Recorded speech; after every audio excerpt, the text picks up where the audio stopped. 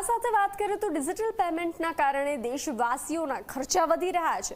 આ માત્ર વાત અહીંની નહીં પરંતુ રિપોર્ટમાં સામે આવ્યું છે કે હકીકત એ છે કે જેની સાથે તમે સહેમત છો। આઈઆઈટી દિલ્હીના સર્વેમાં ખુલાસો સામે આવ્યો છે જે પ્રમાણે યુપીઆઈના કારણે 75% ભારતીયો ખોટા ખર્ચ કરી રહ્યા છે।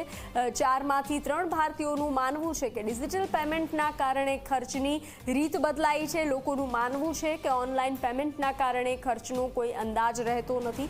મોબાઈલથી સીધા જ આંકડાઓ જ ટ્રાન્સફર થતા હોય તેમાં મોટો ફરક નથી પડતો। લોકોનું માનવું છે કે ખિસ્સામાંથી રૂપિયાની નોટ કાઢીને આપતી વખતે જે ખચકાટ થાય છે તે ઓનલાઈન પેમેન્ટમાં નથી થતો।